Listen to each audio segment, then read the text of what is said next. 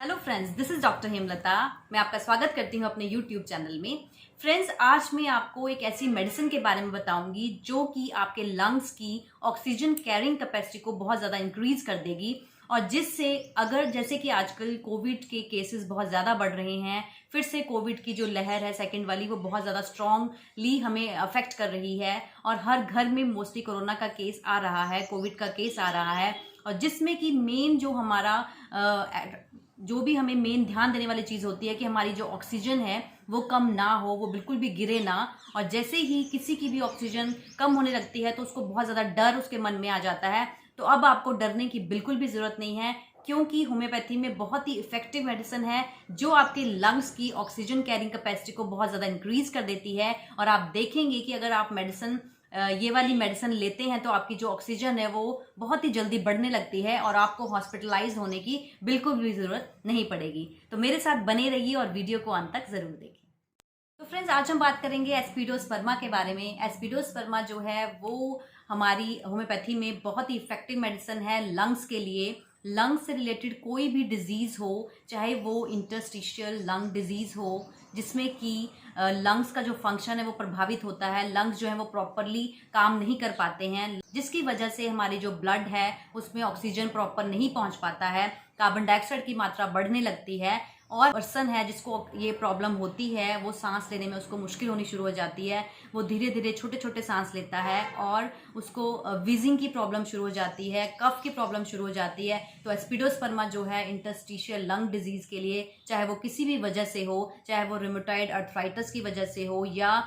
जो लोग एस्बेस्टोस वाले फैक्ट्रीज में काम करते हैं, या जिनका डस्ट का काम है, जो कोल माइंस में काम करते हैं, जिसकी वजह से उनको ये प्रॉब्लम हो जाती है, तो उन सभी के लिए एस्पिडोस्पर्मा जो है वो बहुत ही इफेक्टिव मेडिसिन है, क्योंकि ये लंग्स को बहुत ज़्यादा, उनके मसल्स जो होते हैं लंग्स के, उनको एक्टिवेट करती है, स्टिमुलेट करती है, जिसकी वजह से लंग्स जो हैं वो प्रॉपरली फंक्शन कर सकते हैं,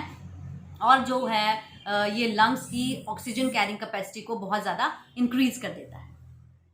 साथ ही फ्रेंड्स, अगर आपको अस्थमा की प्रॉब्लम हो, अगर आपको ब्रोंकियल अस्थमा हो, या किसी भी वजह से आपको जब भी सीजन चेंज होता हो आपको सांस लेने में दिक्कत होती हो और आपको इन्हेलर लेना पड़ता हो, तो फ्रेंड्स एस्पिडोस्पर्मा एक ऐसी मेडिसिन है जो आपके इन्हेलर को भी बंद करवा सकती है। आपको क्या करना है, धीरे धीरे से आपको इन्हेलर की आदत को छोड़ना होगा, क्योंकि जो एस्पिडोस्पर्मा है वो जैसे हार्ट में होम्योपैथी की मेडिसिन डिजिटलिस काम करती है, वैसे ही लंग्स में एस्पिडोस्पर्मा काम करती है। ये आपको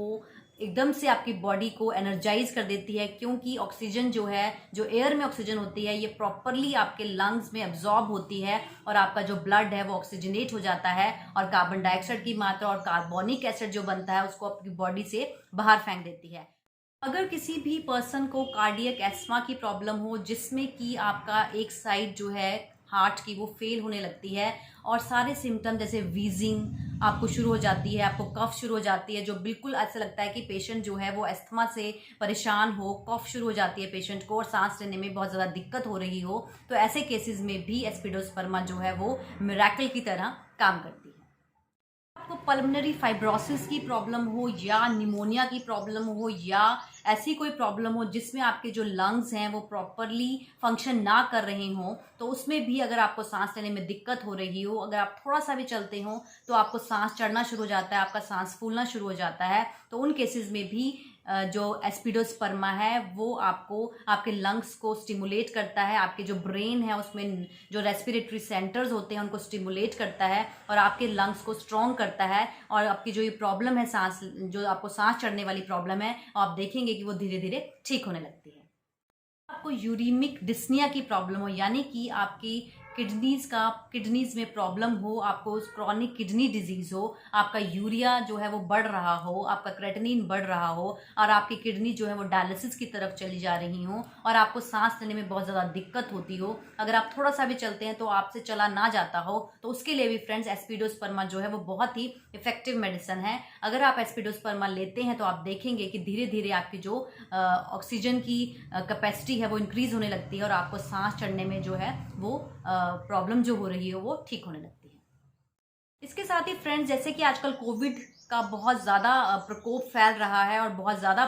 कोविड जो है, कोविड-19 के केसेस बहुत ज़्यादा फिर से आने शुरू हो गए हों, और उसमें जो मेन बात ध्यान रखने वाली होती है वो होती है SpO2, जो कि ऑक्सीजन सैचुरेशन जो है वो हमें चेक करने को कहा जाता है। अगर किसी को भी छाती में बलगम जमा हो रही हो, खांसी बहुत ज़्यादा हो रही हो, फीवर हो रहा हो, और इसके साथ ही आपकी जो ऑक्सीजन है वो धीरे धीरे घट रही हो, अगर आप पल्स ऑक्सीमीटर में चेक करते हैं और वो ऑक्सीजन आपकी घट रही हो, तो उसमें भी आप अगर एस्पिडोस्पर्मा लेते हैं तो आप देखेंगे कि आपके कुछ ही डोजेज में ही आपकी ऑक्सीजन जो है वो इंक्रीज होने लगती है और आपको हॉस्पिटलाइज्ड होने की बिल्कुल भी ज़रूरत नहीं पड़ती है। ऐसे केसेस में फ्रेंड्स आपको क्या करना है, आपको अपनी ऑक्सीजन जो है वो ऑक्सीमीटर से बार बार चेक करनी है, और उसको आपको एटलीस्ट अगर आपकी 92 आ जाती है, 90 आ जाती है, तो आपको ये मेडिसिन को दिन में 4 बार अगर आप लेते हैं तो आप देखेंगे कि आपकी ऑक्सीजन बढ़ने लगती है। लेकिन अगर किसी वजह से ऑक्सीजन लेवल ना बढ़ रहा हो और कंटिन्यू घट रहा हो तो आपको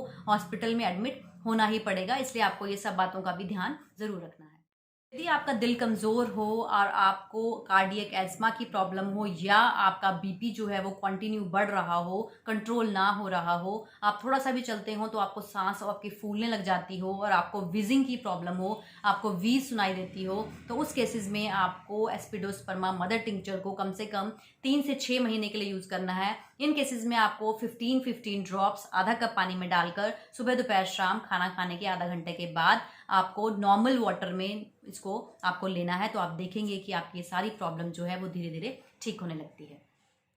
यदि आपको क्रॉनिक ऑब्स्ट्रक्टिव पल्मोनरी डिजीज हो और जिसकी वजह से आपको सांस फूलता हो, तो इन केसेस में भी आपको कंटिन्यू 10 से 15 बूंदें आपको आधा कप पानी में डालकर कम से कम 5 महीने, 6 महीने, इवन 8 महीने तक भी आप इसको ले सकते हैं। तो धीरे धीरे आपकी जो पल्मोनरी डिजीज है वो धीरे धीरे ठीक होने लगती है। डायलिसिस चल रहा हो, आपकी यूरिया जो है वो एकदम से, यूरिया की मात्रा जो है वो बहुत ज़्यादा बढ़ रही हो और आपको सांस लेने में दिक्कत हो रही हो, तो इन केसेस में भी आप कंटिन्यू 10 से 15 बूंदें आधा कप पानी में डालकर कम से कम 3 से 4 महीने, मैक्सिमम आप इसको 6 महीने तक, 8 महीने तक भी ले सकते हैं। फ्रेंड्स, इस मेडिसिन का कोई भी साइड इफेक्ट नहीं है। जब तक आपकी प्रॉब्लम ठीक नहीं हो जाती आप इसको कंटिन्यू इवन 1 ईयर तक भी ले सकते हैं। तो आप देखेंगे कि अगर आपको लंग से कोई भी लंग से रिलेटेड कोई भी प्रॉब्लम हो, या आपके हार्ट मसल्स वीक हो गए हों, आपको उस वजह से आपको सांस चढ़ता हो, उस वजह से आप चल नहीं पाते हो, उस वजह से चाहे वो लंग्स की वजह हो या हार्ट की वजह हो, आप चल ना पा रहे हो, आपको सांस लेने में बहुत ज़्यादा दिक्कत होती हो, विजिंग की प्रॉब्लम हो, आपके लंग्स जो हैं वो बहुत ज़्यादा वीक हो गए हों, तो लंग्स की स्फूर्ति के लिए, आपके हार्ट मसल्स को स्ट्रॉन्ग बनाने के लिए आप एस्पिडोस्पर्मा बेझिझक ले सकते हैं। इसकी आपको 15 to 20 ड्रॉप्स आधा कप पानी में डालकर दिन में 3 बार आप कंटिन्यू कर सकते हैं इस मेडिसिन को।